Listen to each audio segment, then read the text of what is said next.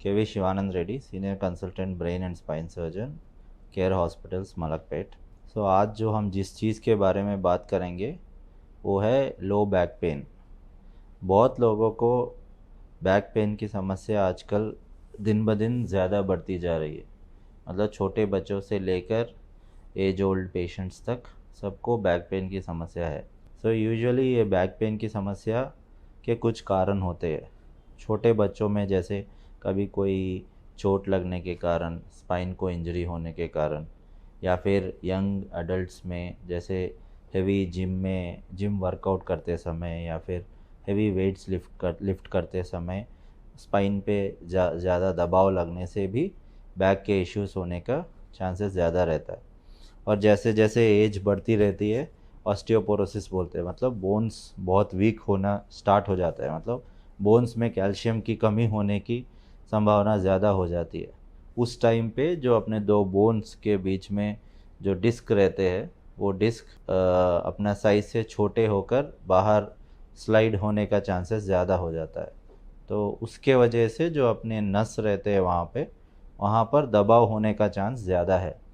वो एक चीज़ है जिसके वजह से यूजुअली बैक पेन स्टार्ट होने का चांसेस। ये सब usually post menopausal age group females में, मतलब 45 ईयर्स के बाद, या फिर मेल्स में 45 ईयर्स के बाद यूजुअली ये डिस्क के प्रॉब्लम्स शुरू हो जाते। उसके सिम्टम्स क्या होते हैं? मतलब एक दिन पेन आ गया तो डिस्क के वजह से ऐसे नहीं होता है। मतलब कंटिन्यूस पेन, अगर आपको चलने में मुश्किल हो रहा है या आपके पैरों में एक सयाटिका पेन कर बोलते हैं, मतलब पैर खींचते हैं आपके चलते वक्त, मतलब पीछे से पूरे टो तक आपको अगर पेन का महसूस हो रहा करंट के जैसा, तो उसको हम लोग सयाटिका बोलते हैं। ये सब चीज़ मोस्ट कॉमन डिजीज़ है। मतलब डिस्क बाहर आने की वजह से, नस के ऊपर दबाव बढ़ने की वजह से ये आपका जो पेन है वो डेवलप होता है। उसके बाद जो अपने नस के सराउंडिंग में जो भी बोन रहते हैं वो बोन का टिश्यू थोड़ा बढ़ जाता है। उसके वजह से भी आपके नस के ऊपर दबाव होने का चांसेस बहुत ज़्यादा रहता है। वो भी कुछ कारण रहते हैं जिसको हम लोग फेसिटल हाइपरट्रोफी बोलते हैं, जिसके वजह से जो नस बाहर निकलने का जो जगह रहता है वो छोटा हो जाता है। उसके वजह से भी जब भी नस दबता रहता है तब आपको पेन आने की संभावना ज़्यादा होती है। इसमें इनिशियली 90-95% ऑफ केसेस जो भी रहते हैं स्पाइन के, हम लोग दवाइयों से उसको कम करने की कोशिश करते। पर जब आपको 3 मंथ 6 मंथ्स के कंजर्वेटिव और थोड़े फिजियोथेरेपी एक्सरसाइज के बाद भी पेन कम नहीं हो रहा, तब हम सर्जरी सजेस्ट करने की को उसके ऑप्शंस बताने का कोशिश करते हैं। यूजुअली सर्जरी आजकल पहले की तरह हम लोग जो ओपन करके वहाँ पर पूरा पेशेंट को बड़ा सा काट के सर्जरी करने जैसा आजकल हम लोग नहीं करते। जैसे जैसे एंडोस्कोप आ गया है अब, तो मोस्ट ऑफ द सर्जरीज हम लोग जो भी करते हैं वो एंडोस्कोपी की मदद से करते हैं। मतलब की होल सर्जरीज बोलते हैं। अगर सिंपल 1 लेवल या 2 लेवल के डिस्क है तो की होल सर्जरी से जो भी डिस्क बाहर आ चुके हैं उसके हम लोग निकाल के जो नस के ऊपर दबाव है वो दबाव भी कम करने का कोशिश करते हैं।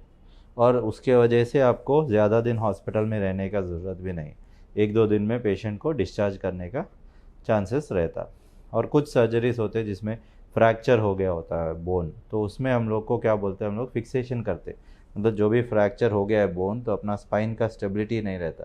उसके 1 लेवल या 2 लेवल ऊपर या 1 लेवल 2 नीचे हम लोग स्पाइन को फिक्स करने का कोशिश करते हैं, जिसकी वजह से आपके वीकनेस, मतलब हाथ पैर वीक होने का चांसेस या फिर पेशेंट को चलने में मुश्किल होने का चांसेस, ये सब बहुत ज़्यादातर कम हो जाता।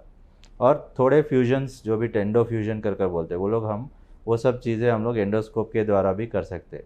और उसमें हायर एडवांटेज है कि मिनिमली इन्वेसिव स्पाइन सर्जरी, मतलब अगर स्क्रूज डालने हैं तो 4 जगहों से जहाँ पर छोटे छोटे इंसिशन डालकर भी हम लोग स्क्रूज डाल सकते हैं। ये सब बेसिक टेक्निक्स है। और यूजुअली जो रिकवरी फेज़ होता है स्पाइन का वो बहुत फास्ट रहता है। मतलब पेशेंट को हॉस्पिटल में 2-3 दिन से ज़्यादा हम लोग एडवाइस नहीं करते रहने का, और उसके बाद वो डे टू डे अपना एक्सरसाइज करके फिजियोथेरेपी करके अच्छे से रिकवर होने का चांसेस रहता। लोग सोचते हैं कि स्पाइन सर्जरी बहुत डेंजर है, स्पाइन सर्जरी करने से पेशेंट को बेड में ही रहना पड़ता।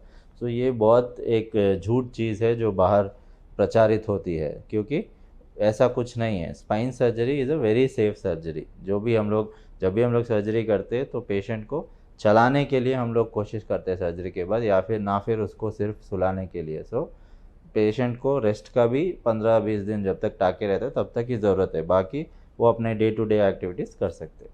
सो ये बेसिक चीज़ें हैं जो भी स्पाइन सर्जरी के बारे में हम बताना चाहते हैं, और अपने हॉस्पिटल में सब फैसिलिटीज़ अवेलेबल है।